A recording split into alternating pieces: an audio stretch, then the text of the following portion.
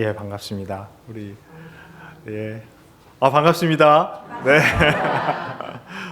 반응을 금방 해주시니까 너무나 좋습니다. 이렇게 귀한 교회에 와서 하나님의 말씀을 나눌 수 있게 돼서 너무나 기쁘고요. 특별히 제가 참 좋아하는 우리 이강택 목사님이 이렇게 말씀 가르치시고 양육하고 이렇게 섬기는 우리 성도님들과 함께 말씀을 나누게 돼서 너무나 마음이 좋습니다. 그래서 제가 어제 왔는데 어제 와서부터 너무나 좋은 시간을 갖고 있습니다. 그래서 이렇게 기분이 굉장히 지금 업되고 굉장히 좋은 이런 상태가 되면 이제 위험한 것이 뭐냐면 설교를 오래 할 가능성이 굉장히 이제 크게 되고 그리고 사실 저는 이 세상에서 가장 무서운 분이 우리 와이프인데요. 와이프가 같이 있으면 제가 설교 좀 길게 하면 사인을 보냅니다. 이렇게. 그래서 제가 꿈꾸고 그러는데 오늘 같이 안 왔으니까 제가 막 나가도 되는 그런 건데요. 그래도 제가 1시간만 이렇게 하도록 그렇게 하겠습니다. 근데 오늘 제가 이 본문이 사실 굉장히 깁니다.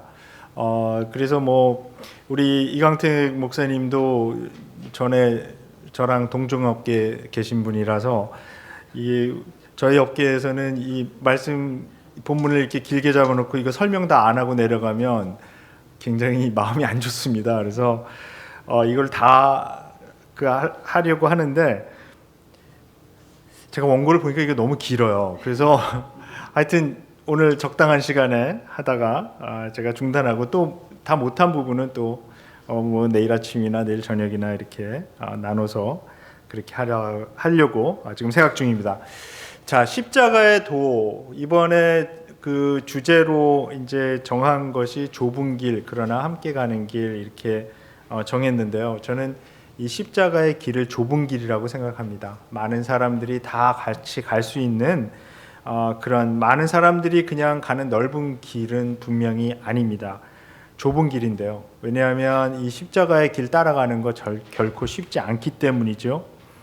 그래서 오늘 본문에 보면 사도 바울은 이 십자가의 도가 멸망하는 사람들에게는 어리석음, foolishness라고 이렇게 얘기합니다. 미련한 것이다 이렇게 얘기하는 거죠. 바보 같은 짓이라는 것이죠. 그러나 여기 사도 바울이 구원을 받고 있는 우리에게는 하나님의 능력이 된다 이렇게 말씀합니다. 만약 이 길을 우리가 혼자 가라고 하나님께서 명하셨다면, 그러니까 혼자 돛 닦아서 산에 올라가서 막 명상하고 막 이렇게 돛 닦아서 혼자 이 길을 가라고 했다면 포기해 버릴지도 모릅니다. 그러나 하나님께서는 이 십자가의 길을 공동체가 같이 가도록 디자인하셨습니다. 원래부터. 그래서 이 길은 같이 가는 길인데요. 그래서 우리가 십자가의 길을 이번 주말에 어떻게 같이 가는 것인가, 한번 그 공동체의 의미를 우리가 같이 한번 봤으면 좋겠습니다. 자, 우리가 그 의미를 자세히는 모르지만 이게 흔히 쓰는 말이 있는데요. 그 중에 하나가 저는 패러다임이라고 생각을 합니다. 이 패러다임이라는 말 많이 쓰시죠. 근데 이 말 자체가 사실 그렇게 생긴 지 오래된 말은 아니라는 것을 저도 알게 됐습니다. 이 말을 처음 쓴 사람은 사실 1962년도에 그 토마스 쿤이라는 사람이 그 The Structure of Scientific Revolutions, 그러니까 과학 혁명의 구조 이런 책을 쓸 때 이 말을 처음 사용했다 그래요. 그러니까 1962년이니까 딱 57년 된 그런 말입니다. 근데 한국어 사전을 제가 이 패러다임을 쳐서 한번 찾아보니까 이렇게 정의하고 있습니다. 한 시대의 사람들의 견해나 사고를 근본적으로 규정하고 있는 인식의 체계. 어렵죠? 제가 다시 한번 읽어볼게요. 한 시대의 사람들의 견해나 사고를 근본적으로 규정하고 있는 인식의 체계. 그리고 그 인식의 체계가 혁명적으로 바뀌는 것을 패러다임 시프트라고 그렇게 말합니다. 그러니까 한때 진리라고 받아들여졌던 인식 체계가 완전히 바뀌어 버리는 것을 의미하는 말이죠. 저는 오늘 본문에서 바울이 주장하는 것이 바로 그런 것이 아닐까 생각해 보았습니다. 이 편지를 받은 이 고린도는 제가 오늘 교회에 와서 이렇게 지나가다 보니까 금요일 날 고린도전서 성경 공부한다고 적혀 있어서 이거 본문 잘못 정했구나. 이강태 목사님이 다 한 건데 이거 또 하는구나. 굉장히 후회가 막 심했습니다. 그러나 이미 늦었죠, 바꾸기는. 그래서 그냥 다 아시겠지만 제가 또 말씀을 드리겠습니다. 이 편지를 받은 고린도는 그 당시 로마 제국에서 굉장히 잘 나가는 도시였다는 거 다 아시죠? 아직도 그 유적이 많이 남아 있는데요. 제가 이제 학교에서 가르칠 때 2년에 한 번씩 학생들을 데리고 그리스하고 터키를 이제 이제 세미나 겸해서 이제 계속 갔습니다. 그래서 그 동안에 고린도를 한 대여섯 번 정도 간 것 같아요. 그래서 계속 거기 가서 이제 학생들하고 고린도에 가면 하루 종일 정도 있어야 됩니다.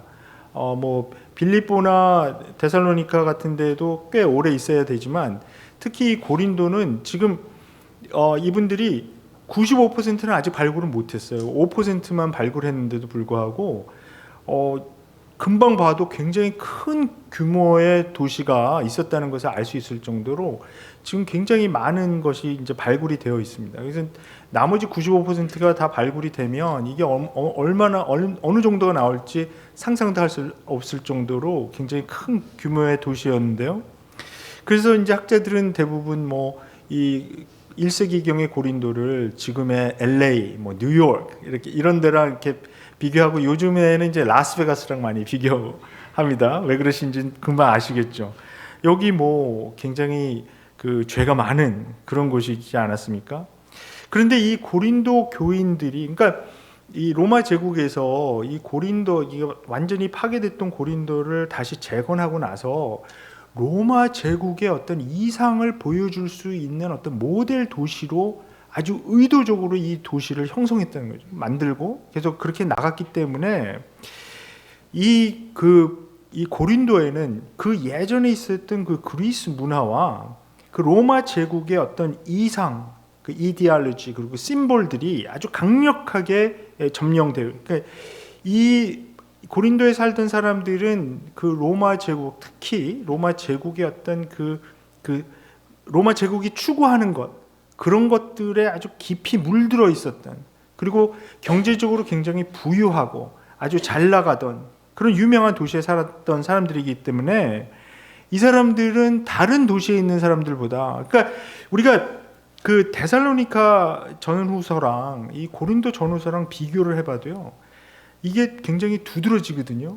데살로니카 전후서에서 사도 바울이 이야기할 때 사실 사도 바울이 관심을 두고 계속해서 설득하고 이렇게 이 사람들에게 가르치려고 했던 건 뭐냐면 어떤 종말론적인 것. 이 사람들은 데살로니카에 살던 사람들은 주님이 다시 오실 때 어떻게 될 것인가, 그러니까 주님이 아직 오시지도 않았는데 죽은 사람들은 어떻게 될 것인가, 이런 데 굉장히 관심이 많았고 그런 종말론적인 관심이었는데, 이 고린도 전후서를 보게 되면 사도 바울이 계속해서 뭐에 대해서 도전을 하고 있냐면 이 사람들이 가지고 있었던 어떤 세상적인 그런 개념, 세상적인 생활 방식에 대해서 계속해서 도전을 하고 있는 것을 우리가 볼 수 있습니다. 그러니까 이 고린도에 살았던 사람들이 예수 그리스도를 믿기 시작했을 때 이 사람들이 가지고 있었던 문제가 뭐냐 하면 그 전에 예수를 모를 때의 생활 방식, 인식의 체계, 이런 것들은 하나도 바꾸지 못하고, 그러니까 자기들이 만들어 놓은 어떤 프레임워크에 거기다가 그냥 십자가만 이렇게 들여오는, 그러니까 예수 그리스도를 구세주로 받아들이는 걸로 이렇게 들어오는, 그러니까 겉과 속이 다른 그런 삶을 계속 살고 있었기 때문에 사도 바울이 이 고린도 전후서를 보면 거기에 굉장히 도전을 많이 하고 있는데요. 그래서 어떻게 보면 이 고린도 전후서를 우리가 공부할 때 계속 느끼게 되는 게, 이게 2000년 전에 쓰여진 편지들인데도 불구하고 지금 21세기에 읽어도 막 거의 곧바로 적용할 수 있는 것들이 굉장히 많이 있다는 거죠. 근데 그것은 지금 그 당시의 어떤 상황과 지금의 상황, 좀 맞물리는 점들이 상당히 많이 있기 때문이라고 저는 생각을 합니다. 그 당시에 어떤 로마 제국의 심볼과 신화는 나름대로의 그 삶을 해석하는 틀을 제공하려고 하고 있고요. 그리고 그 삶을 해석하는 틀을 갖고 예수 그리스도의 십자가가 제공하는 그 틀과 경쟁하고 있다는 거죠. 그래서 그 심볼과 신화에 깊이 물들어 있었던 사람들이 예수 그리스도를 만나서 그래서 그리스도인이 되긴 되었는데요.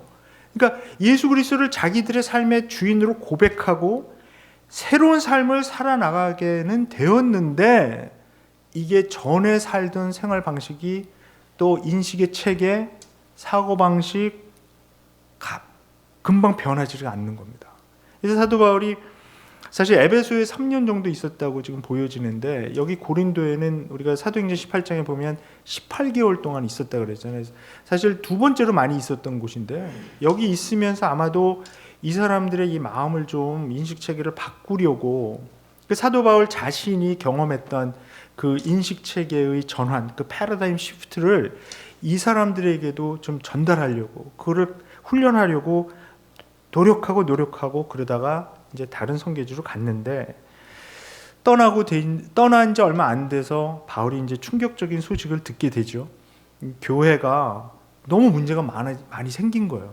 너무나 문제가 많이 생겨서, 그래서 이제 고린도 전서는 그런 문제가 생긴 것을 사도 바울이 이제 듣고 그런 문제에 대해서 이제 목회 편지를 보내는 건데요.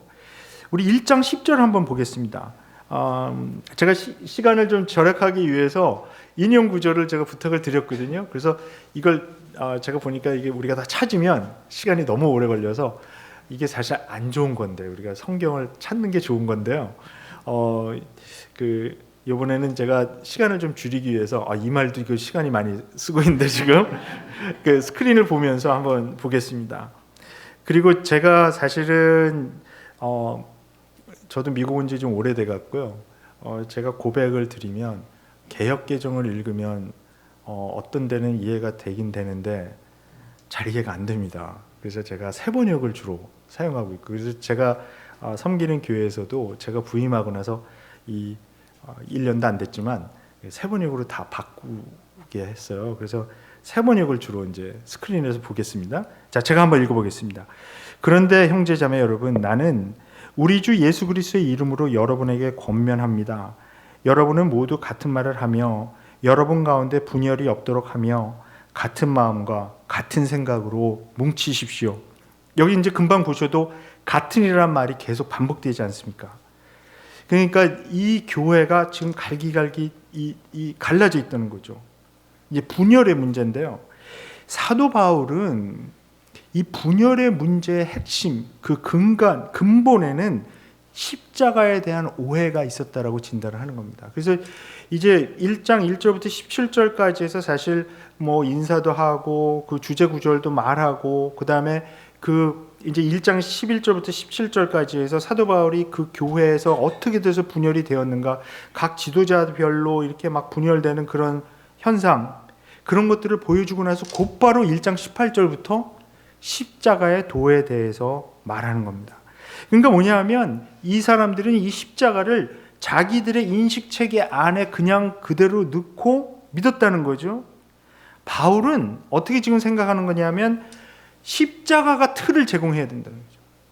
그리고 그 자기들의 인식체계를 그 안에 넣어서 다시 바꿔야 된다, 이 얘기를 지금 하고 있는 거거든요. 그러니까 패러다임 시프트를 경험해야지 이 사람들이 십자가를 제대로 이해할 수가 있는데, 지금 이 고린도 사람들이 지금 생각하고 있었던 거는 뭐냐 하면 이 십자가를 굉장히 환원적으로, 이게 리덕셔니스틱, 그죠? 그러니까 아주 축소시킨 그런 의미로 받아들였다는 거죠. 그러니까 이 사람들이 지금 받아들인 어떤 십자가의 의미는 자기들이 생각하고 그동안에 살고 있었던 사고방식, 인식체계 안에다가 십자가의 용도를 하나 넣었는데, 그게 뭐냐 하면 십자가는 우리 영혼 구원을 위한 방편이었다. 그러니까 십자가가 어떤 의미냐 하면 하나님께서 하나님의 독생자 예수 그리스도를 보내서 우리 죄를 위해서 십자가 위에서 피 흘려 희생했고, 그래서 우리 죄가 용서받았다, 그러므로 우린 구원받았다, 끝. 그래서 얼마 전에 그 돌아가신 댈러스 윌러드라는 분은요, 뭐라 그러냐면 현대의 그리스도인들이 뱀파이어 크리스찬이 됐다 그래요.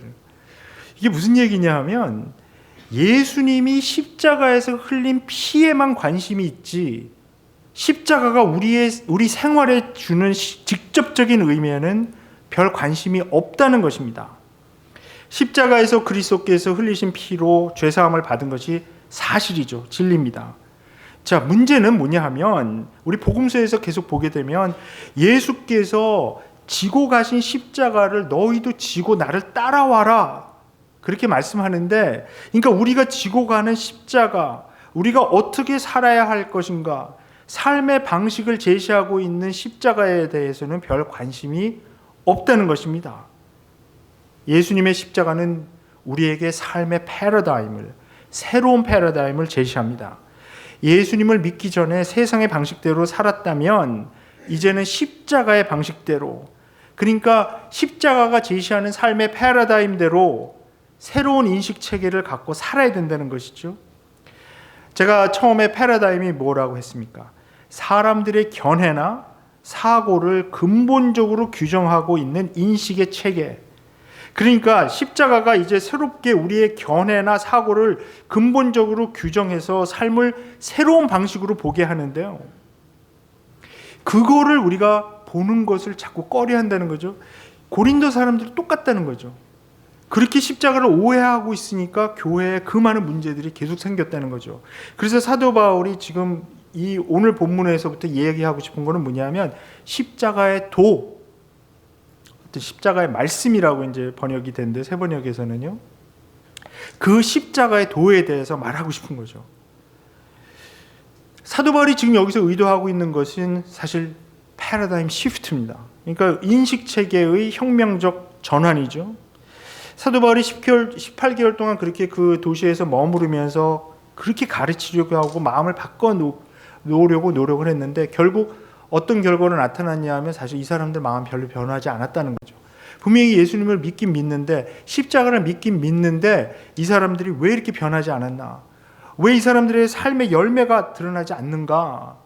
왜 이 사람들 안에 하나님께서 원하시는 공동체가 형성되어 있지 않고 왜 이렇게 갈기갈기 찢어져서 여러 면으로 뭐 영적으로 갈린 거, 또 사회 경제적으로 갈린 거, 여러 가지 면으로 계급으로 갈리고요. 이 고린도전서 또 고린도후서 계속 읽다 보면 정말 그러시는 분들이 있잖아요. 우리가 초대교회로 돌아가자. 정말 돌아가고 싶나요? 이 고린도전서를 읽어보면 고린도 교회 같이 되고 싶나요? 그렇게 마음이 들 정도로 여러 가지 문제가 있는데 그것이 바로 십자가의 도를 오해했다는 거죠. 자, 그래서 우리 18절부터 이제 더 자세히 보겠는데요.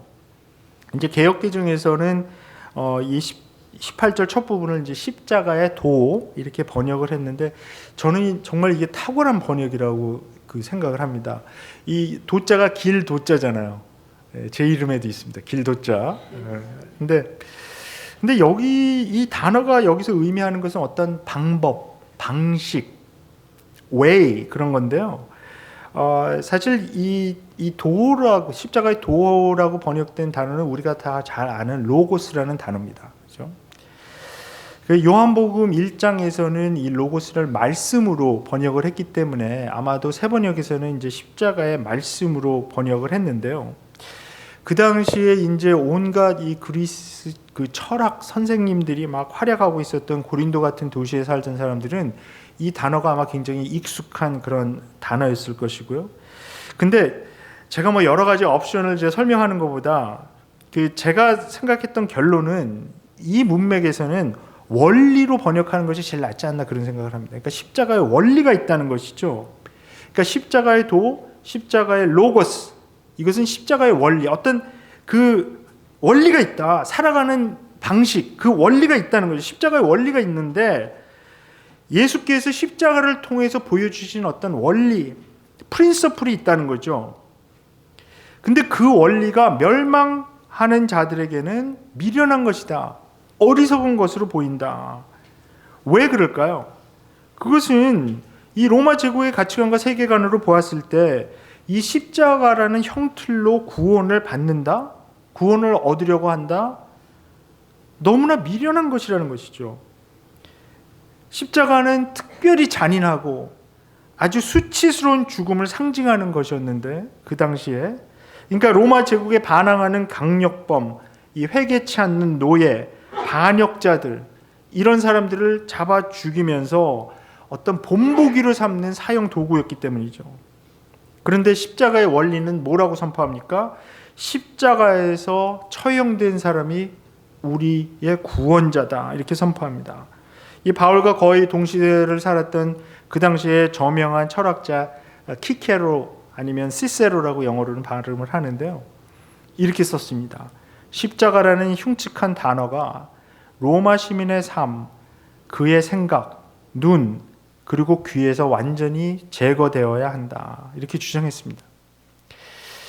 그러니까 이 키케로가 얘기했던 건 뭐냐 하면, 로마 문명이 발전하기 위해서는 이런 말도 안 되는 무지막지한 사형 틀을 우리 문화에서 없애야 된다는 거죠. 그 어떤 인간에게, 그 노예, 로마 시민에게는 이미 그 키케로가 살던 때에도 로마 시민은 이 십자가형에 처해지는 것이 불법이었긴 하지만 노예를 포함해서 어떤 인간에게도 사용돼서는 안 된다, 이렇게 굉장히 주장했습니다. 그런데 이 키케로의 글을 읽다 보면 이 사람이 이렇게 주장하는 이유가, 이 사람이 딱 한 번 그 십자가형을 목격을 했는데 이게 너무나 끔찍해서 이 사람한테 트라우마를 남아서 막 꿈에도 나오고 너무너무 힘들었다는 거예요. 그래서 너무 끔찍하고 보는 것만 해도 저렇게 고통스러운데, 그러니까 이걸 없애야 된다, 이렇게 주장을 했습니다. 근데 결국은 이제 나중에 로마 제국에서 이런 사람들이 계속 주장하니까 이제 나중에 없어졌죠, 이 십자가형이요. 그런데 이 상황에서 그 십자가에서 처형된 유대인을 하나님의 아들로 믿고 하늘과 땅의 주님으로 선포하고 장차 올 세상의 심판자 주님으로 선포하는 것, 이것은 그 당시에 어떤 지성인에게도 받아들여질 수 없는, 정말 요즘 젊은 친구들의 그 표현에 의하면 미친 생각이죠. 그러나 바울에게 있어서 십자가형은 그냥 부끄러워서 잠깐 언급하고 지나가는 그런 일이 아니고 정말 메시지의 핵심, 바울의 메시지는 십자가 중심이었다는 거죠. 그리고 예수를 따르는 사람들은 십자가에 못 박힌 그리스도의 고난에 동참해야 한다고 주장했습니다. 그러니까 복음은 이 로마 제국의 테러, 그리고 정치적인 탄압의 상징이었던 십자가를 하나님의 사랑과 능력의 상징으로 변화시킨 것이고요. 십자가가 보여주는 것은 하나님의 사랑의 파워가 인간의 파워 사랑보다 훨씬 더 크다는 것을 증명한 사건이 있다는 겁니다. 그런데 그 당시 사람들은, 사실 특히 고린도에 살았던 사람들은 이 십자가를 원한 것이 아니고요, 십자가의 방식대로 살려고 했던 것이 아니고, 사실은 십자가는 받아들였지만 이 사람들이 정말 원했던 것은 무엇이었냐면 지혜였습니다. 세상의 지혜. 그래서 사실 이 고린도전서 1장부터 4장에 보면 이 지혜로운, 지혜롭게 하다, 동사, 명사, 형용사 포함해서 사도 바울이 이 지혜와 관계되는 단어를 한 60회 정도 계속 사용합니다. 왜냐하면 고린도 교인들이 그토록 갖고 싶어 했던 것이 지혜였고요. 그러니까 이 사람들이 생각했던 지혜는 뭐냐 하면, 첫 번째는 어떤 영적인 지혜인데요, 이거는 아주 소수에게 전해지는 어떤 영적인 비밀 같은 거를 의미했는데요, 두 번째는 뭐냐 하면 이 더 좋은 삶을 살 수 있는 어떤 방법, 그러니까 그 사회에서 성공하고 다른 사람들보다 더 향상된 삶을 누리는 것을 추구하는, 거기에 핵심이 되는 것을 지혜라고 생각했습니다. 근데 그 두 가지 관점에서 봤을 때, 그러니까 어떤 영적인 비밀, 아주 소수만 알 수 있는 영적인 비밀이라는 관점, 그리고 그 사회에서 성공하고 잘 살 수 있는 것 관점에서의 지혜, 이 두 개의 관점에서 보았을 때 십자가는 그 무엇도 아니었습니다. 그래서 바울은 이 오늘 본문에서 이 고린도 교인들에게 이렇게 강력하게 말하고 있는 이유가 여기 있는데요, 그러니까 예수 그리스도의 십자가를 받아들여서 구원을 이미 얻었다고 생각해서 이미 십자가의 용도는 끝났다고 생각하고 있었던 사람들에게 그런 게 아니라는 거죠. 그러니까 어떤 얘기냐면 이제 십자가를 통해서 이 구원은 받았는데 그 다음에 고린도인들이 보인 행태는 뭐냐면 이 세상의 지혜를 습득해서 다른 사람들보다 앞서 나가겠다, 그런 생각이었죠. 바울은 바로 그 생각이 틀렸다고 지적하고요. 하나님께서 예수 그리스도를 십자가에 못 박아 희생시킨 이유는 그 십자가의 용도로 그냥 그 피로 죄 용서받고 그냥 그 다음에는 마음대로 살아라가 아니라 아직도 십자가의 방법대로 살아나가야 해야 된다는 것입니다. 그러니까 아직도 십자가의 용도가 남아있다. 사실은 이게 더 중요한 거죠. 그러니까 십자가는 단순히 영혼 구원을 위한 방편이 아닌 신자들이 따라야 할 삶의 방식을 제시한다는 것을 보여줍니다. 그래서 십자가의 십자가의 원리는 이 세상의 가치관을 뒤집어 엎는 하나님의 종말론적인 개입이라는 것을 여기서 계속 보여주고 있는데요. 하나님께서는 이 십자가의 방법으로만 계속해서 세상을 구원하시길 원한다, 선포합니다. 그래서 사도 바울이 여기 18절에서 선포하고 있는 것이 뭐냐 하면 십자가의 복음이 선포될 때 인류가 두 진영으로 나뉘어진다. 한 그룹은 멸망하는 자들, 또 다른 한 그룹은 구원을 받는 우리. 근데 이 두 표현을 좀 더 원문에 충실하게 번역하자면 멸망하고 있는 자들과 구원을 얻고 있는 우리들. 그러니까 여기 이제 이 분사로 되어 있는데 파리시플로 되어 있기 때문에 이게 상당히 현재 진행형인 그 의미가 굉장히 강하거든요. 이런 분사가 이제 현재형으로 쓰여져 있으면 이 계속되는 어떤 지속되는 그 행위를 가리키고 있기 때문에, 그러니까 여기서 지금 바울이 보여주려고자 하는 것은 뭐냐 하면 구원의 문제가 아직 끝난 것이 아니다. 그러니까 구원의 문제를 단순히 과거형으로 보는데 커다란 문제가 있다는 거죠. 구원을 우리가 받았지만 아직 완성되지는 않았기 때문에 우리가 현재 계속해서 구원을 받을 필요가 있는데 그 현재 받는 구원에 가장 필요한 것이 바로 십자가의 원리대로 사는 것이다. 십자가의 도가 구원을 얻고 있는 우리들에게 하나님의 능력이 되려면 우리의 삶이 그 원리대로 살아가야 한다. 그러니까 우리가 십자가의 원리를 계속해서 우리의 삶에 적용해서 그 원리대로 살아나갈 때 우리의 삶이 완성될 구원을 향해 한 걸음 한 걸음 나간다는 것이죠.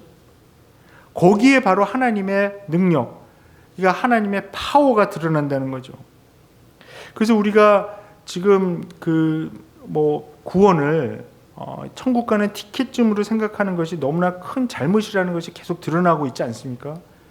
그러니까 우리가 예수님 믿고 구원 받았다라고 하는 과거형에 너무 집착하다 보니까 이 구원의 문제는 해결이 됐고 이제는 무엇을 할 것인가?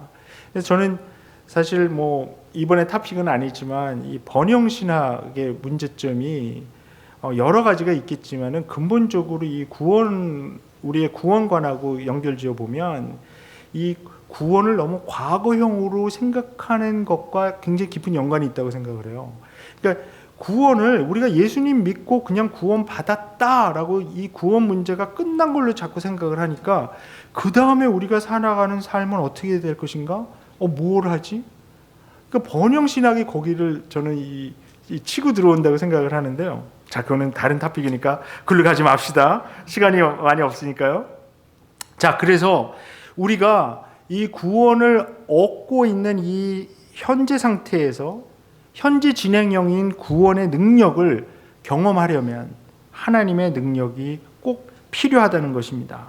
자, 그 구원의 능력을 경험하게 될 때 우리가 하나님께서 원하시는 그 좁은 길로 가지만 함께 가는 길로 가서 공동체가 형성이 될 수 있습니다. 이 고린도 전후서에 나타나는 아주 그 문제점, 그 분열되고 하나가 되지 못하는 그 근본에는 저는 개인주의 성향이 있다고 생각을 하는데, 우리 뭐 인류 역사상 가장 개인주의화 되어 있는 우리 미국 문화에 살고 있는 우리들이니까 이 개인주의에 대해서는 너무 잘 알고 있지 않습니까? 이 개인주의가 스테로이드를 맞으면 뭘로 변하는지 아십니까? 뭘로 발전되는지? 네, 소비자주의로, 컨슈머리즘으로. 그러니까 인디비주얼리즘이 거기에 더 강해진, 거기에 어떤 슈퍼파워를 갖게 되면 그게 하나의 소비자주의로 이제 발전이 되는데, 자, 그 또한 우리 토픽이 아니니까 그걸로 빠지지 말고요. 자, 그래서 우리 19절로 가겠습니다. 19절에 가보면 바울이 이제 이 십자가의 원리, 십자가의 도를 분명히 밝히기 위해서 이사야서 29장을 인용합니다. 근데 바울이 직접적으로 인용하고 있는 구절은 이사야서 29장 14절입니다. 그런데 이 바울이 인용하고 있는 29장 14절을 좀 더 잘 이해하기 위해서는요, 사실 29장 전체를 또 봐야 되는 그런 부담이 생기는데요. 그 왜 그러냐면 그 사도 바울이 이 구약을 인용하는 패턴이 그 당시 랍비들이 이 구약을 인용하는 패턴하고 상당히 유사한데요. 그거는 그 어떤 한 구절을 인용을 할 때 그 구절만 의미하는 것이 아니라 사실 그 앞뒤를 다 알아야 봐야지 그게 어떤 의미인지 이제 이해가 된다는 거죠. 그러나 우리가 이사야서 29장을 또 다 볼 수는 없고, 제가 이사야서 29장을 간단하게 요약하겠습니다. 그 이사야가 이사야서 29장에서 말씀하고 있는 건 뭐냐면 이 남쪽 나라 유다를 향한 경고의 말씀인데요. 이들이 그 북쪽에서 내려오는 그 강력한 슈퍼파워의 위협에 대면했을 때 이 문제를 어떻게 해결하려고 했냐면 이집트와의 정치적이고 군사적인 동맹으로 이제 헤쳐나가려고 했습니다. 그러니까 이집트에 자꾸 구원을 요청하고 도움을 받아서 이 북쪽에서 내려오는 바벨론 제국의 이 파워와 싸우려고 했던 거죠. 그런데 그게 바로 이 현실적이고 이 당면한 문제를 풀 수 있는 방법으로 그 당시에 지혜롭다고 하는 사람들, 총명하다고 하는 사람들, 그러니까 현자들, 이런 사람들이 계속 주장을 했는데, 그런 태도에 대해서 이사야는 어떻게 주장을 했냐면 하나님의 말씀을 받아서 그런 방법 필요 없다는 거죠. 그런 방법보다 정말 지금 우리가 필요한 것은 뭐냐면 우상 숭배를 그치고 하나님께 의지해야 한다. 정말 하나님께 전적으로 의지해서 영적인 그런 부흥, 영적인 각성이 일어나야 우리가 이 위기를 해결할 수가 있는데, 사실 그 당시 사람들에게는 정말 안 먹히는 그런 메시지였었죠. 그래서 바울이 인용하고 있는 이 14절 바로 전에 13절하고 14절을 같이 읽어야 그 의미가 드러납니다. 제가 한번 읽어보겠습니다. 주님께서 말씀하신다. 이 백성이 입으로는 나를 가까이 하고 입술로는 나를 영화롭게 하지만 그 마음으로는 나를 멀리하고 있다. 그들이 나를 경외한다는 말은 들은 말을 흉내내는 것일 뿐이다. 그러므로 내가 다시 한번 놀랍고 기이한 일로 이 백성을 놀라게 할 것이다. 지혜로운 사람들에게서 지혜가 없어지고 총명한 사람들에게서 총명이 사라질 것이다. 그러니까 이사야가 주장하는 포인트는 이거죠. 이 이스라엘 백성이 입으로는 하나님을 사랑한다, 경외한다라고 말을 하고 있지만 이미 마음은 하나님에게서 멀리 떠났기 때문에, 그 이유가 뭐냐 하면 이 사람들은 다른 사람들이 한 말을 그냥 흉내내는 말을 하고 있기 때문이다. 그러니까 하나님을 사랑하는 마음은 1도 없는데 어디서 들은 말을 흉내내는 것뿐이다. 그러니까 립 서비스만 한다는 거죠. 그래서 그 말이 여기서 나온 건데요. 그래서 그들은 하나님이 보낸 예언자 대신 세상의 지혜자와 총명한 자들의 말을 더 의지하고 있기 때문에 이제 그 사람들의 지혜와 총명을 없어지게 할 것이다. 그래서 그 말씀을 받아서 우리 고린도전서 1장 20절에 보면 사도 바울이 이렇게 선언합니다. 하나님께서 이 세상의 지혜를 미련하게 하셨다. 이 세상의 지혜로는 하나님을 도저히 알 수 없다. 그러므로 오직 십자가의 도로만 믿는 자들을 구원하는 것을 기뻐하고 계시다. 그러니까 그 이사야가 처했던 그 당시 유다의 상황과 그것을 이렇게 비유해서 지금 사람들이, 고린도에 있는 사람들이 왜 십자가의 원리를 받아들이고 있지 못하는가? 너무나 세상적인 지혜에 자꾸 의지하려고 한다는 것이죠. 세상적인 어떤 그 상식적인 지혜에 자꾸 의지해서 살아나가려고 하고, 하나님께서 십자가를 통해서 보여주신 그 충격적인 그 패러다임 시프트, 인식체계 전환은 아직 받아들이고 있지 못하기 때문에, 자, 하나님의 지혜는 세상의 상식적인 기준으로는 도저히 이해될 수가 없기 때문에 세상적으로 어프로치하게 되면, 세상적으로 자꾸 이해하려고 하면 도저히 되지 않으니까 아예 근본서부터 뒤집어서 새롭게 이해해야 된다는 것이죠. 그러니까 그 당시의 입장에서 생각해 보면 이렇죠. 어떻게 십자가라는 끔찍한 형틀에서 힘없이 죽어간 사람이 하나님의 아들이고 그 아들의 처참한 죽음이 인류를 구원할 수 있다는 말인가? 바보가 되지 않고서는 어떻게 그런 것을 믿을 수가 있겠는가 하는 것이죠. 그러나 분명히 이 고린도 사람들은 그 십자가의 복음을 받아들였습니다. 그러니까 사도 바울이 거기다 희망을 두고 소망을 두고 이 십자가의 원리를 다시 한번 말하고 있는 거죠. 그러니까 이 본문의 전체적인 흐름이 뭐냐 하면 하나님의 은혜의 모순적인 진리, 그거를 강력하게 선포하고 있다는 것입니다. 자, 만약 십자가의 도가, 그러니까 십자가의 원리가 하나님의 구원의 도구라면 모든 인간의 평가의 기준이 뒤집어질 수밖에 없다. 그러니까 하나님께서는 이 세상의 현자, 학자, 변론가들의 주장을 어리석게 만들었는데, 그러니까 그 사람들의 뭐 어떤 학문적인 거 이런 그걸 다 무시하고 사도 바울이 반지성주의로 나가는 것이 아니라, 사도 바울이 지금 여기서 주장하고 있는 것은 뭐냐면, 만약에 십자가가 하나님의 구원의 도구라면 이것 자체가 그 당시 사람들이 상식적으로 생각하고 있었던 어떤 지혜, 지식, 그런 관점에서는 십자가 도저히 이해가 되지 않는다. 십자가의 도가 이해가 되지 않으니까, 그러니까 그런 식으로 접근하는 것을 중단하라는 거죠.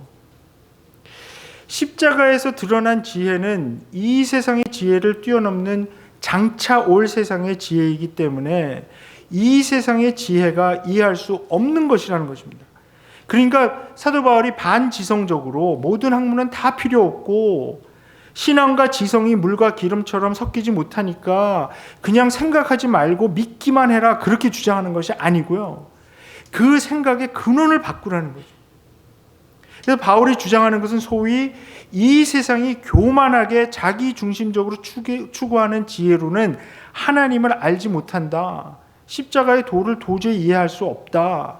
그러니까 십자가의 도가 지혜, 그 하나님의 지혜가 십자가를 통해서 드러났기 때문에 인간의 전통적인 지혜의 방법으로 아무리 이해하려고 해도 그 하나님의 지혜를 알 수 없다는 것입니다. 그래서 우리 21절로 가겠습니다. 그래서 이 세상의 지혜는 하나님을 알지 못한다. 하나님의 지혜가 그렇게 되도록 한 것이고요. 대신 하나님은 어리석게 들리는 설교, 즉 선포의 어리석음이라는 말을 사용하는데요. 선포의 어리석음을 통하여 믿는 사람들을 구원하시기를 기뻐하신다. 그러니까 지금 십자가에 못 박힌 메시아가 하나님의 영광이다라는 메시지를 선포하는 그 바울 같은 사람을 세상의 관점에서 보면 너무나 어리석기 짝이 없어 보인다는 것이죠. 그러나 그 어리석음이 하나님을 드러냈고 그 하나님을 믿는 사람들을 하나님이 구원한 것이다. 자, 22절로 갑니다. 자, 그 어리석게 들리는 설교는 결국 사람들을 만족시키지는 못했습니다. 왜 그러냐면 이제 사도 바울이 그것을 설명하는데요. 왜냐하면 십자가에서 보여진 것이 유대인들이 원했던 표적이 아니었다. 유대인들이 그 보기 원했던 표적은 어떤 것이냐면 이 모세가 홍해를 갈라서 이스라엘을 구원했던 그런 기적적인 하나님의 능력을 보기 원했다는 거죠. 누구나 다 눈으로 보고 수긍하고 부인할 수 없는 엄청난 하나님의 능력, 그걸 보기를 원했는데 유대인들이 십자가를 아무리 봐도 그게 보여지지 않았다는 거죠. 바다를 가르는 대신 예수 그리스도의 십자가는 성전의 휘장을 갈라버렸죠. 그래서 그것을 믿음의 눈으로 보는 사람들만이 그 십자가의 의미를 알 수 있다는 것이죠. 그래서 우리가 십자가에 드러난 하나님의 능력을 믿게 되었다면 그것은 철저히 하나님의 은혜 때문입니다. 또 십자가는 헬라인들이 추구했던 지혜도 아니었다, 이렇게 얘기하는 거죠.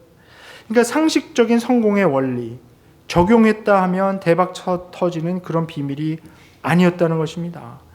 이성적이고 설득력 있는 그런 원리가 아니었고,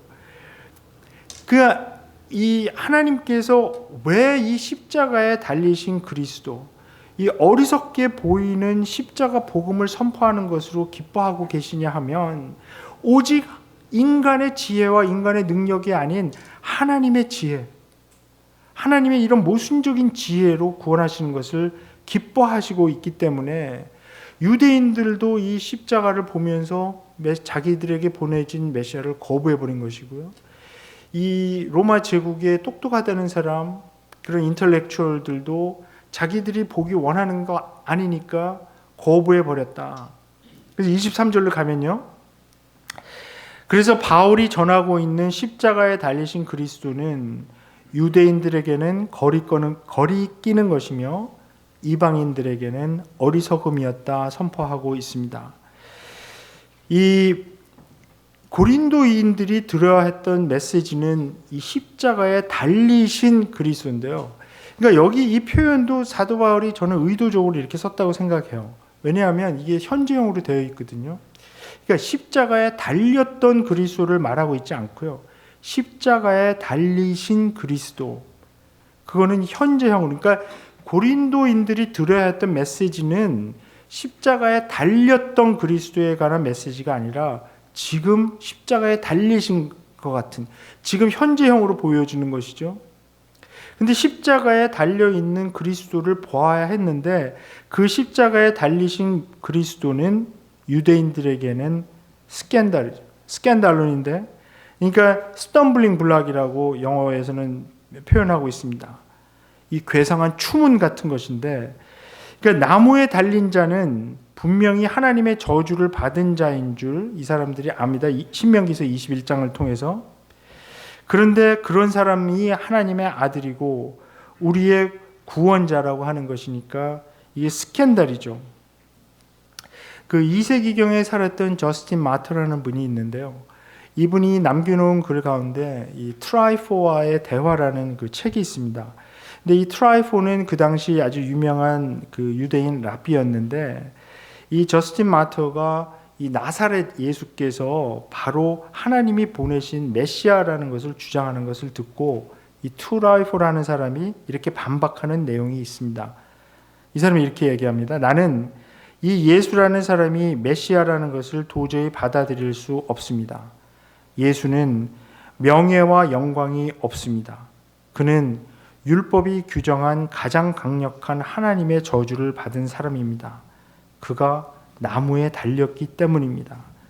그러니까 이 사람도 유대인이었기 때문에 신명기서 21장 23절에 나와 있는 대로 이 나무에 달린 자가 하나님의 저주를 받은 사람이라는 이런 것 때문에 받아들이지 못했던 거죠. 그러나 바로 거기에 포인트가 있는 것 아닙니까? 하나님께서 우리의 죄를 예수님에게 다 씌우셔서, 그래서 하나님의 저주를 받고 예수 그리스도께서 희생당하신 것이니까요. 그리고 또 이 유대인들이 이것을 받아들일 수 없었던 이유는 하나님께서 드러나실 때 힘있고 강해야 한다고 믿는 사람들이에요. 이 사람들에게 십자가는 하나님의 위엄을 욕되게 한 것입니다. 하나님을 약함과 연결시키는 것이 모욕적이라 느낀 것이죠. 그래서 로마 사람들에게 이 십자가가 보여주는 어떤 그 상징이 연약하고 약하고 사실은 자기를 보호할 수 없는, 자기를 가릴 수 없는 이런 상태로 들어가는 것이니까 십자가가 보여주는 상징은 뭐냐면 아주 최대치의 수치와 굴욕입니다. 그런데 그런 것에 달리신 분이 우리의 메시아고 우리의 구원자라고 하는 것. 그러니까 이거를 십자가를 우리가 받아들이는 순간 하나님의 아들이 십자가에 못 박혀서 우리를 위해서 돌아가셨다. 우리를 위해서 희생하셨다. 그리고 그것이 바로 구원의 길이라고 믿는 순간 우리는 더 이상 이 세상이 가르쳐주는 시스템과 세상에서 배운 사고방식대로 살아갈 수가 없는 것이죠. 사실 그 십자가형을 묘사하는 어떤 그 그림이나 아니면 그 영화 같은 데서 사실 역사적으로 뭐 이제 많이 고증을 해서 이렇게 하는 부분들이 많이 있는데요. 그 중에서 사실 제가 제일 마음에 걸리는 것은 뭐냐면 제가 연구한 바로는 그 십자가에 달리는 그 죄수들은 아무것도 걸치지 못하게 돼 있어. 완전히 발가 벗겨서 죽였거든요. 근데 우리가 그림이나 이 영화 같은 데 보면 이게 대충 가리고 있지 않습니까? 근데 거기에 굉장히 중요한 포인트가 있는데요. 왜냐하면 이 유대인 남자들에게 아주 극도의 최고도의 그 수치를 주려는 시스템이거든요. 그러니까 유대인 남자들이 이 십자가에 달리는 것을 정말 무서워했던 이유는 거기서 아주 극심한 고통이 오래 지속되는 것도 있지만 그런 육체적인 고통이요. 정신적으로 굉장히 수치감을 느끼는 거죠. 왜냐하면 다 익스포즈 되니까. 그리고 이 양 팔은 못 박혀 있는 거니까 숨길 수도 없고 가릴 수도 없고요. 그런 상태에서 높이 들어 올려지면 밑에 있는 사람들이 다 보는 거 아닙니까? 그럼 그때 당하는 어떤 경험하는 수치감, 굴욕감 이런 거는 상상을 초월하는 거죠. 그래서 그 당시 이 십자가형에 대해서 묘사한 여러 이제 그 문헌들을 보면 그 십자가 상에서 그냥 돌아버리고 미쳐버린 그런 사람들도 죽기 전에 그런 사람들도 많이 있었다 그러고요. 그러니까 이 로마 제국이 이 십자가형을 아주 효과적으로 사용해서 특히 유대인들에게 로마 제국에 대항하지 못하도록 겁을 주고 만약에 우리에게 덤벼들면 너도 저기 매달릴 수 있다라고 하는 그런 생각을 주기 때문에 완전히 그냥 사람들로 하여금 포기하게 만드는 그런 아주 효과적인 방법이었는데 그런데 그 십자가형이 그 크루시픽션이 우리의 구원의 방편이었다. 우리가 따라가야 할 길이었다. 이거를 정말 받아들인다면, 그러니까 바울이 계속해서 여기 여러 모양으로 이 주장하고 있는 이 주장의 핵심은 바로 그겁니다. 만약에 그 십자가를 우리가 정말 받아들인다면 이때까지 살아왔던 방식으로 똑같이 살아간다는 것이 가능하겠느냐는 거죠. 이거는 우리가 그동안에 생각하고 있었던 세계관과 가치관을 뒤집어 엎어버렸다는 거예요. 그리고 또 바울의 선포는 이 십자가를 우리가 받아들인다면 그리스도를 믿는 사람들이 예수님의 굴욕과 죽음에 같이 참여해야 된다는 것입니다. 이방인들에게는 그런 방식으로는 그 세상에서 잘 살 수 없습니다. 이 사람들이 원했던 명예와 지위를 도저히 얻을 수 있는 방법은 아니었기 때문이죠. 당연히 그들에게는 이런 선포가 어리석고 미련한 것이었습니다. 자, 24절과 25절이 요 문단의 결론입니다. 그러나 부르심을 받은 사람에게는 유대인이나 헬라인이나 이 그리스도는 하나님의 능력이요 하나님의 지혜라고 선포합니다. 그래서 하나님께서 이 하나님의 지혜와 능력을 십자가를 통해서 보여주셨고요.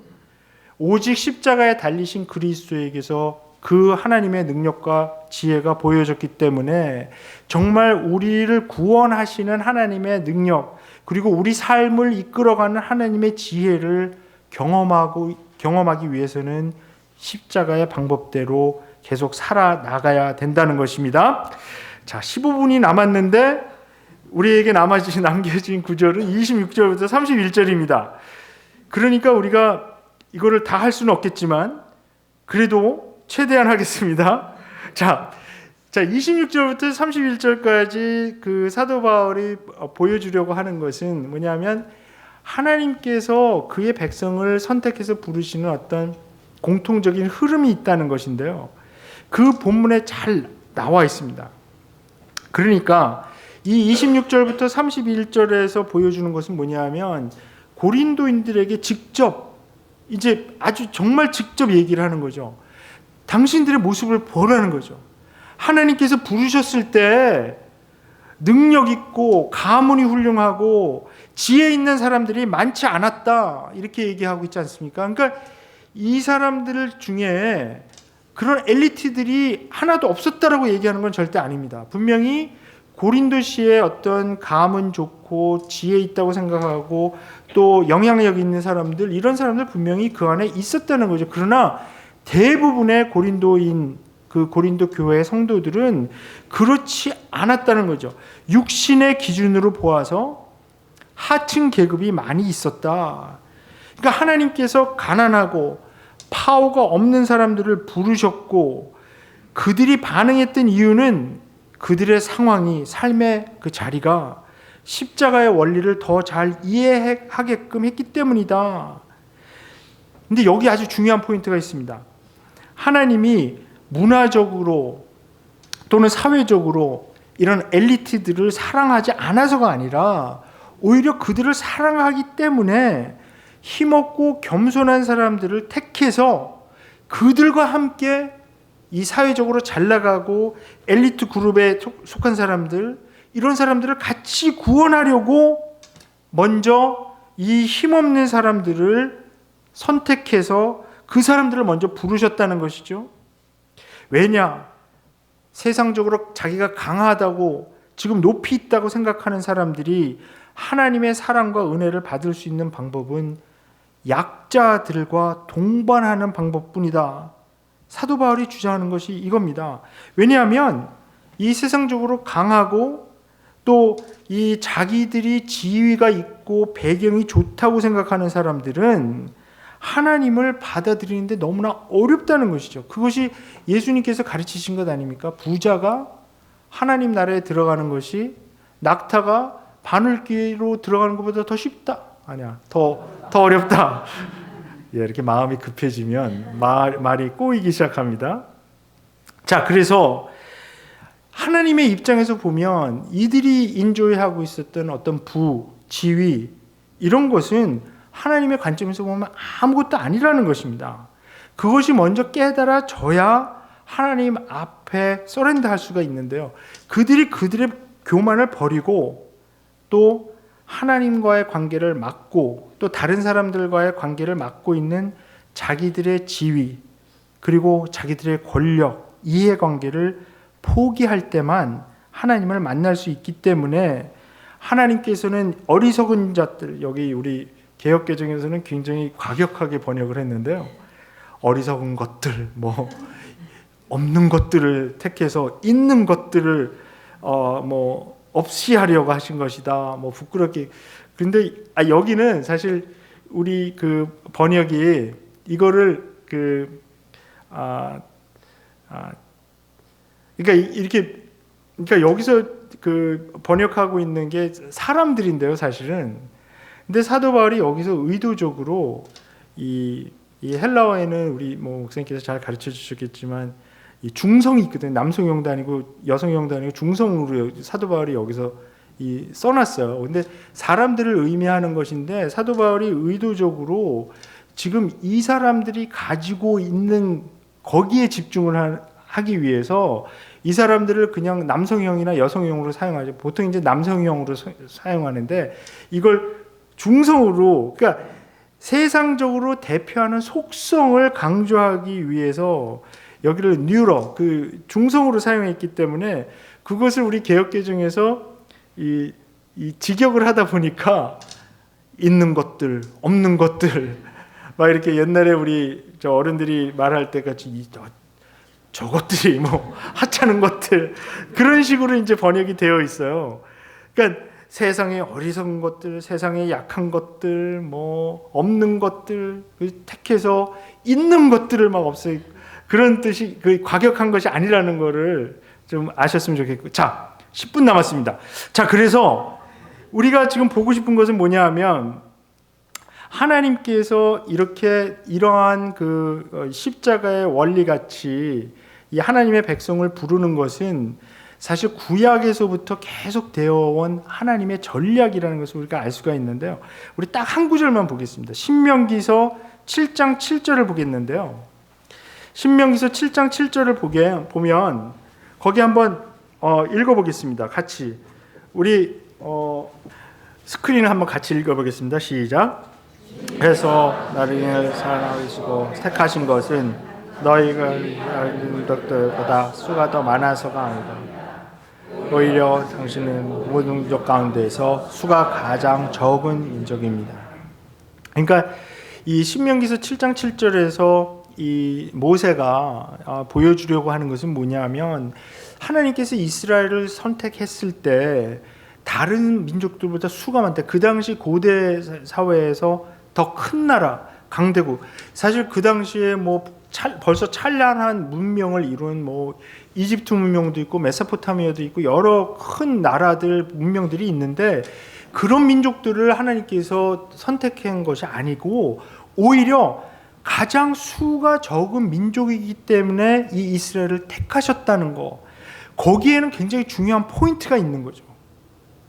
하나님께서 세상적으로 잘 나가는 문화적으로 문명적으로 훌륭한 사람들을 택해서 하나님의 뜻을 이루려는 것이 아니고 오히려 그러니까 사실 우리가 어떤 그 유대인들에 대한 그 잘못된 신화적인 그런 것들이 많이 있거든요. 유대인들이 IQ가 더 높고 노벨상을 제일 많이 받았고 막 이런 거를 하면서 그 유대인들이 그 만들어 놓은 그 레토릭에 넘어가기 쉬운데요. 사실 구약서부터 보면 하나님께서 이스라엘을 선택한 것은 정말 단 한 가지 이유밖에 없습니다. 별 볼 일 없는 민족이었기 때문에. 별 볼 일 없는 민족이었기 때문에 하나님께서 선택해서 그 민족을 통해서 이방인들의 빛으로 만들고 하나님의 구원을 땅끝까지 퍼뜨리게 하려는 하나님의 그 의도가 있었다면 그 똑같은 의도가 구약에서 계속되죠. 다윗도 마찬가지 아닙니까? 이새의 아들 중에서 가장 나이가 어리고 그래서 부를 생각도 하지 않았던 다윗을 택하신 분이고요. 그러니까 하나님은 이 세상의 교만한 자들의 지위를 다 뒤집어 엎으셔서 아무도 자기의 특권을 가지고 다른 사람들을 억누르는 것이 없는, 그러니까 모두 자기의 지위를, 자기의 가진 것을 다른 사람들의 유익을 위해 기쁘게 포기하는 하나님의 나라를 세우기 원하셨던 분이기 때문에 예수께서 오셔서도 하나님 나라의 비유들이 계속해서 그런 걸 말씀하고 있지 않습니까? 주변 머리에 있었던 사람들에게 계속해서 가셔서 친구가 되시고 힘있고 율법 잘 지킨다고 뽐내는 사람들보다 가난하고 교육받지 못하고 그 당시에 천대받던 세리들, 죄인들, 또 창녀들, 이런 사람들, 나병 환자들, 이런 사람들과 더 가까이 지내시고 그런 사람들, 사마리아인들, 또 사마리아인 중에서도 사마리아 나병, 문둥병 환자, 사마리아인, 그 누가복음 17장에 나오는 그런 이야기 같은 것들은 전부 다 하나님께서 이 낮은 자들을 택하셔서 새롭게 만드시고자 하는 하나님 나라를 보여주는 것 아니겠습니까? 그러니까 이 십자가의 사건은 사실 구약에서부터 계속 보여주신 하나님께서 일하시는 근본적인 패러다임과 맞다는 것이죠. 십자가에 달리신 그리스도를 통해서만 하나님을 만날 수 있고 모든 지위가 없어지고 명예가 없어진 상태의 하나님의 아들을 십자가에서 만나야만, 그러니까 아주 인간적으로 보면 형편없이 비참하게 나타난 그분, 가장 낮은 곳으로 가셨을 때 이 그분을 만나야만 하나님을 만날 수 있고 구원을 얻을 수 있고 그 구원의 능력을 우리가 계속 살아가면서 경험할 수 있다는 것은 하나님께서 의도하셨던 혁명적인 패러다임이었다는 것입니다. 이게 십자가의 원리이기 때문에 우리가 그 원리를 받아들여야만 하나님의 능력을 경험하며 계속 우리가 구원을 받을 수가 있습니다. 네, 시간이 다 갔네요. 그래서 제가 결론을 내리겠습니다. 사실 제가 어떻게 결론을 내려야 될지 굉장히 모르겠는데요. 예. 먼저 요 구절 보고 고린도후서 5장 17절 우리 한번 보겠습니다. 고린도후서 5장 17절 말씀 제가 한번 읽어보겠습니다. 누구든지 그리스도 안에 있으면 그는 새로운 피조물입니다. 옛 것은 지나갔습니다. 보십시오. 새 것이 되었습니다. 사실 여기서 사도 바울이 의미하는 것은 이 십자가에 달리신 그리스도 안, in Christ 그 안에 있다면 여기서 사실 여기서 이제 우리말 번역에서는 이제 그는이라는 말을 이제 더했는데요. 사실 이 헬라어 원문을 보면 여기를 더할 필요는 없어요. 그냥 새로운 피조물, 여기 이 동사가 없거든요. 그냥 새로운 피조물 이렇게 선언하고 있어요. 이거는 뭐냐 하면 그리스도 안에서 모든 것이 다 새로워졌다는 거예요. 그리스도 안에서 그 전에 있었던 어떤 그 사상 체계, 가치관, 세계관, 사람들이 그냥 너무 상식적으로 받아들이고 있었던 그런 모든 것, 그게 그리스도 안에서 이제 옛날 것 다 지나가고 다 새 것이 되었다. 그래서 뉴 크리에이션이다. 드디어 하나님께서 정말 이 세상을 하늘과 땅을 창조하시고 그 죄 때문에 다 망가져 있었는데 드디어 그리스도 안에서 다 리뉴시키고 이제 완전히 뉴 크리에이션이라고 이렇게 선언하고 있는 거거든요. 그냥 사람만 얘기하는 것이 아니라 그냥 그 사람을 포함해서 모든 것들이 다 새롭게 되었기 때문에, 그래서 여기 이 사도 바울이 이 구절에서 맨 마지막에 그 보여주고 있는 모든 그 그리스도께서 지혜와 의와 거룩함과 이 속량이 되신다는 거, 이런 것들이 다 여기 드러난다는 거죠. 근데 고린도후서 5장 17절에서 너무나 잘 보여주시는 것이거든요. 그렇기 때문에 우리가 이 십자가의 도를 받아들인다는 의미, 그러니까 예수 그리스도의 십자가가 정말 우리에게 구원을 주시는 하나님의 오직 한 가지 방법이라는 것을 받아들인다는 것은 단순한 죄사함, 우리 죄가 예수 그리스도의 피로 씻겨져서 없어지는 것이 아니라 그 십자가에 드러난 그 원리대로 우리가 살아갈 때, 그 십자가의 도를 따라갈 때 우리가 진정한 하나님께서 주시는 구원의 능력을 경험할 수 있다는 것입니다. 신명기서 8장 12절부터 20절 그 구절 읽고 제가 이제 오늘 말씀 마치도록 그렇게 하겠습니다. 그 신명기서 8장 12절부터 그 20절에 우리 스크린에서 한번 이거를 한번 교독해 볼까요? 제가 한 절 읽고 우리 성도님들께서 한 절 읽고 하는 식으로 가겠습니다. 제가 먼저 읽어보겠습니다. 당신들이 배불리 먹으며 좋은 집을 짓고 거기에서 살지라도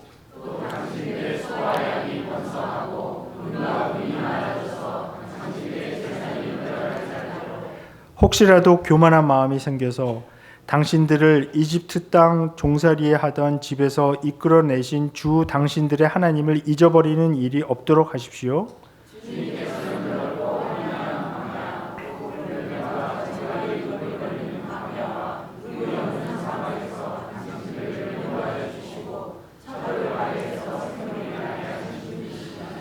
광야에서는 당신들의 조상도 알지 못하던 만나를 당신들에게 먹이셨습니다. 이것이 다 당신들을 단련시키고 시험하셔서 나중에 당신들이 잘되게 하시려는 것이었습니다.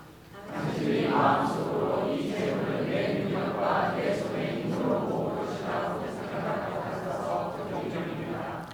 그러나 주 당신들의 하나님이 당신들의 조상에게 맹세하신 그 언약을 이루시려고 오늘 이렇게 재산을 모으도록 당신들에게 힘을 주셨음을 당신들은 기억해야 합니다.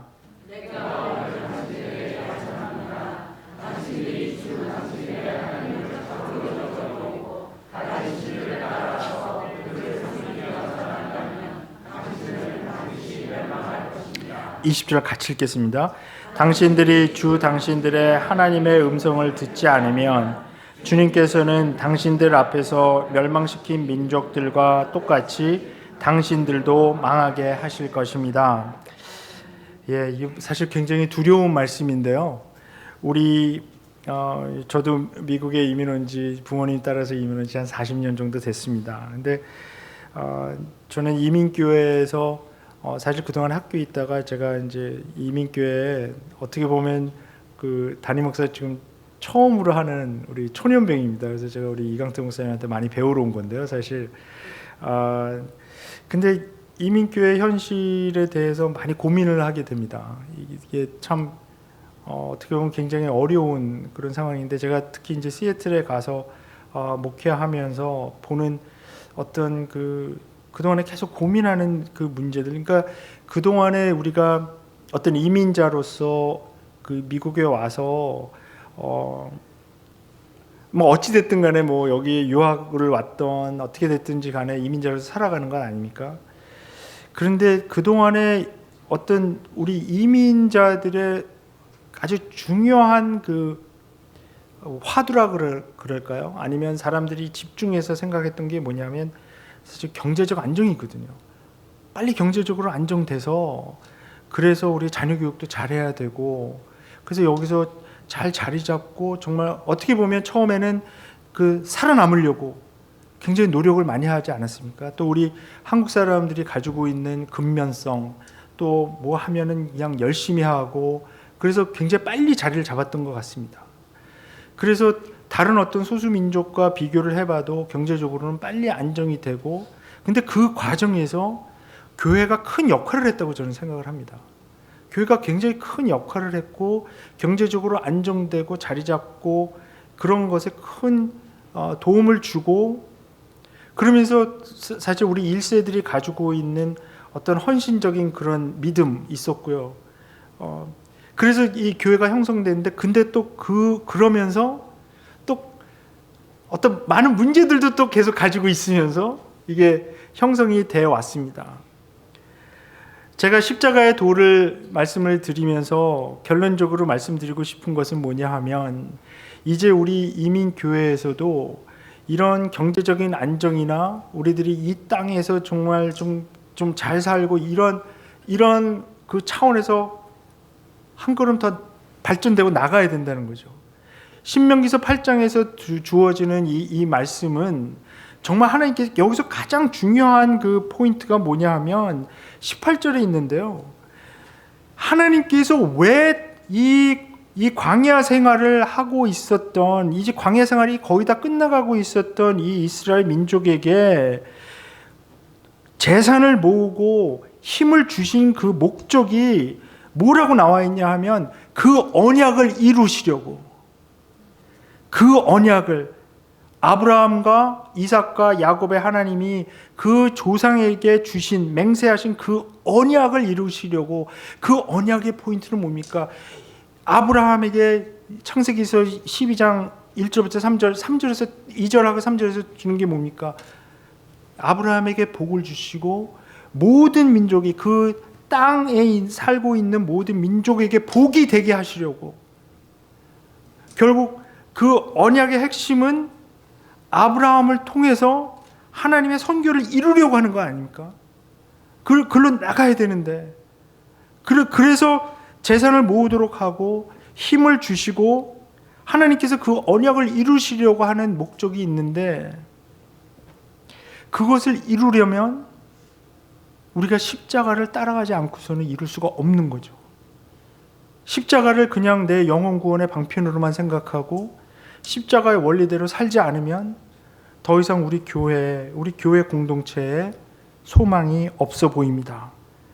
그래서 여기에 이 신명기서에서 말씀하는 게 뭐 다른 신을 따라간다는 것, 여기서 다른 신을 따라가지 말라고 지금 얘기를 하고 있잖아요. 그 의미가 실질적으로 어떤 것이었냐 하면, 그들이 번영의 신이라고 생각했던, 풍요의 신이라고 생각했던 그 바알 신 따라가는 거, 그거를 금지시킨 건데, 따라가지 말라는 건데요. 우리에게는 똑같은 그런 번영의 신, 풍요의 신이 우리 앞에 계속해서 우리를 유혹하고 있습니다. 그래서 우리가 만약에 이 말씀을 우리에게 적용한다면 예수를 믿는다고는 하면서 십자가의 원리대로 살지는 않고요. 아직도 내 마음은 온갖 세상에 붙은 욕심과 세상에서의 성공만을 꿈꾸고 세상의 가치관과 세계관을 따라 살면서 하나님의 음성은 듣지 않고요. 그냥 경건의 모습은 있지만 경건의 능력은 없는 그런 삶을 계속 살게 되면 하나님께서 그 언약을 이루시려는 그 목적에 우리가 도저히 갈 수 없다는 거죠. 그것을 우리가 완성시킬 수 없다는 것입니다. 시간이 많이 갔지만 제가 이렇게 끝내지 못하고 있는 이유는 한 가지를 더 말씀을 드리기 위해서 그런 겁니다. 우리 아이들이 잘 견디어 줬으면 좋겠습니다. 한 3분만 더 사용하겠습니다. 제가 마지막으로 말씀드리고 싶은 것은 교회 역사가 보여주는 어떤 현실인데요. 전에는 이제 펜스테이트에서 가르치다가 지금은 베일러 대학으로 지금 가신 필립 젠킨스라는 교수님이 있습니다. 역사학자인데요. 근데 이분이 2009년도에 이제 출판한 책이 하나가 있는데 제목이 The Lost History of Christianity, 그러니까 기독교의 잃어버린 역사라는 책입니다. 근데 이 책에서 이 젠킨스 교수가 추적하는 것은 뭐냐 하면은 한때 기독교가 굉장히 부흥했던 기독교 지역이었던 곳이 왜 그곳에서 교회가 없어졌나, 그런 지역을 몇 군데를 이제 뽑습니다. 제가 시간이 없으니까 뭐 다른 얘기는 다 관두고요. 지금은 완전히 100% 이슬람화된, 우리가 지금 알고 있는 이란이나 이락이나 조르단 그런 지역 있지 않습니까? 중동에 있는 그런 지역이 한 5세기경까지는 완전히 기독교 지역이었다는 겁니다. 근데 이 지역들이 왜 거기 남아있던 기독교의 흔적조차도 지금 거의 없어지고 다 이슬람으로 돌아섰는가 하는 그 역사를 이제 추적하는 내용이 책에서 상당히 많은 부분을 차지하고 있는데요. 간단히 요약하면 이렇습니다.